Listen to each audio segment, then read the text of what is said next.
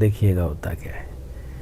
عدالت سے تو میں بس ٹھیک ہے جو کچھ ہوا سو ہوا، لیکن میں نے آپ کو ایک عرض کی تھی کہ مجھے لگتا ہے کہ یہ عدالتیں بھی جو ہے وہ کہیں نہ کہیں ان کو بھی سٹاپ لگانا پڑے گا، اور وہ وقت آ گیا، دیکھتے ہیں کیا ہوتا ہے. ابھی بھی مجھے لگتا ہے کہ شاید یہ ریورٹ ہو جائیں چیزیں، پاکستان کے اندر بھی، پاکستان کے باہر بھی، اور پاکستان کے اندر پاکستان کی انسٹیٹیوشنز کے اندر بھی اور پاکستان کے انسٹیٹیوشنز کے باہر بھی، پاکستان کی گورنمنٹ کے اندر بھی اور پاکستان کی گورنمنٹ کے باہر بھی، پاکستان کی عوام میں بھی، پاکستان کی حکومت میں بھی ایک لاوا ہے جو پھٹنے کو ہے. اب وہ پھٹے گا تو وہ کس طرف جائے گا، نو ون کین کلیم. میں نے خبریں ضرور سنی ہیں لیکن مجھے وقت نہیں ملا شفٹنگ کو دیکھنے کا. میں آپ سے وہ بات کبھی بھی نہیں کروں گا کہ جو میرے علم میں نہیں ہے، مجھے اس کا پتہ نہیں ہے. لیکن مجھے خان کی لائف کو جو تھریٹ ہے وہ بڑا ہوا ضرور ہے، لیکن مجھے خان جاتا ہوا نظر نہیں آ رہا کسی بھی قیمت پہ، کسی حال میں بھی. اتنی سی بات ہے. گورنر راج کی کوشش تو ضرور ہوگی، گورنر راج سسٹین کر نہیں پائے گا، اس کے بعد حالات بہت تیزی سے خراب ہوں گے اور بہت مشکل قسم کے حالات ہوں گے. اس وقت میں آپ کو پھر کہہ رہا ہوں کہ ایک لاوا ہے جو اندر بھی اور باہر بھی، پاکستان کے اندر بھی، پاکستان کے باہر بھی، اور پاکستان کے اندر پاکستان کی انسٹیٹیوشنز کے اندر بھی اور پاکستان کے انسٹیٹیوشنز کے باہر بھی، پاکستان کی گورنمنٹ کے اندر بھی اور پاکستان کی گورنمنٹ کے باہر بھی، پاکستان کی عوام میں بھی، پاکستان کی حکومت میں بھی ایک لاوا ہے جو پھٹنے کو ہے. اب وہ پھٹے گا تو وہ کس طرف جائے گا، نو ون کین کلیم. کو ایک بات میں بار بار کہتا ہوں، میں اس سے زیادہ اس کی تشریح نہیں کر سکتا. میں بار بار آپ کو کہتا ہوں system with in the system, state with in the state, یہ ٹھیک ہوگی. System with in the system, state with in the state ٹھیک ہوگی. اب اندر کیسے ٹھیک ہوتا ہے وہ آپ بہتر جانتے ہیں، مجھے نہیں پتا. دیکھیے گا ہوتا کیا ہے. عدالت سے تو میں بس ٹھیک ہے جو کچھ ہوا سو ہوا، لیکن میں نے آپ کو ایک عرض کی تھی کہ مجھے لگتا ہے کہ یہ عدالتیں بھی جو ہے وہ کہیں نہ کہیں ان کو بھی سٹاپ لگانا پڑے گا، اور وہ وقت آ گیا، دیکھتے ہیں کیا ہوتا ہے. ابھی بھی مجھے لگتا ہے کہ شاید یہ ریورٹ ہو جائیں چیزیں.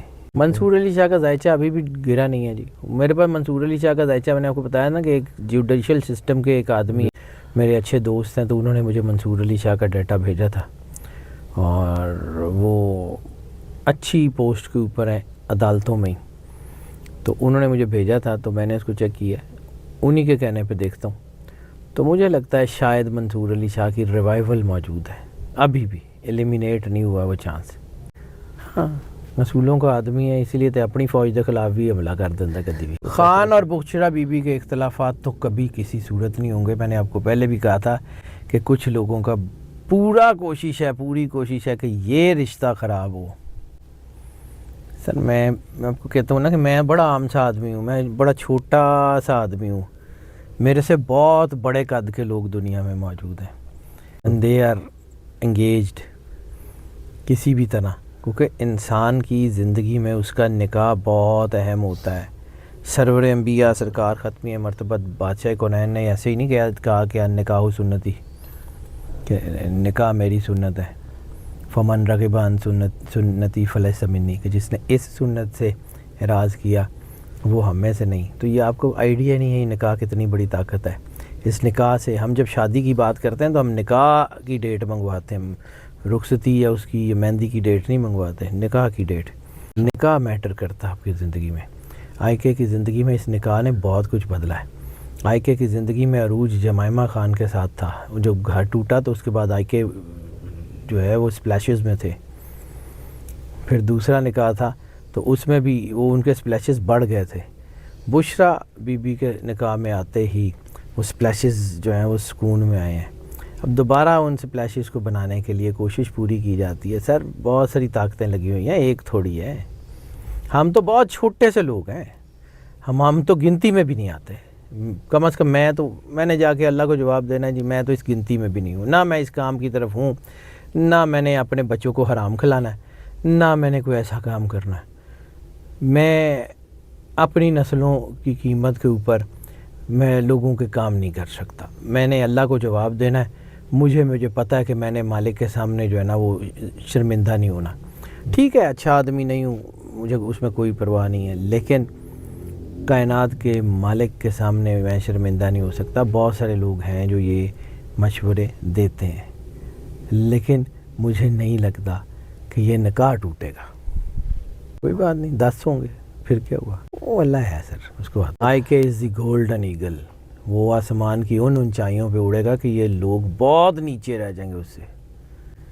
گولڈن ایگل ہے سر وہ, اور وہ ہی ول فلائی لائک, وہاں اڑے گا جہاں آکسیجن نہیں ہے. You will see it. کچھ نہیں ہوتا. اچھی بات ہے, یہ وائٹ پیپر آنے چاہیے, دونوں سائڈ کے, تینوں سائڈ کے, چاروں سائڈ کے وائٹ پیپرز آنے چاہیے. عمران خان کو پتہ نہ لگے, عوام کو تو پتہ لگے کہ انہوں نے کیتا کی ہے. آنے چاہیے. بال صفائی شروع ہے سر, بعض اوقات بال صفائی نہیں ہوتی, سیلاب اتنا زور سے آتا ہے کہ وہ سارا کچھ بہا کے لے جاتا ہے. آپ دیکھیے گا ہوتا کیا ہے. بال صفائی تو بہت چھوٹی چیز ہوتی ہے, کرینے لگتی ہیں, سیلاب آتا ہے تو وہ اڑا کے لے جاتا ہے. پاکستان نیچے نہیں جا رہا سر, کیوس بہت بڑھے گا, لیکن پھر اس کے بعد پاکستان کھڑا ہے. میں پھر کہہ رہا ہوں, نومبر میں پولیٹیکل سٹیبلٹی کے چانسز تھے, نومبر ختم ہوتے ہوتے اس طرف قدم اٹھ گیا ہے. اس کا اثر آپ دسمبر میں دیکھیں گے. 25 سے سکون ہے, 2025 سے پاکستان میں سکون ہے.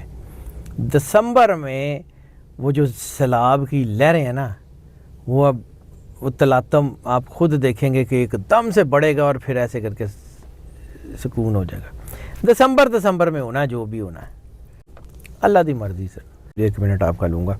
میں نے کہا تھا 2024 نومبر میں پولیٹیکل سٹیبلٹی آئے گی, 2026 مارچ اپریل میں فائنینشیل سٹیبلٹی آئے گی. فائنینشیل سٹیبلٹی آنے سے پہلے کچھ 8-10 مہینے تو چاہیے ہوں گے نا اس چیزوں کو سیٹل کرتے ہوئے. بس دیکھو ہندا کیجیے.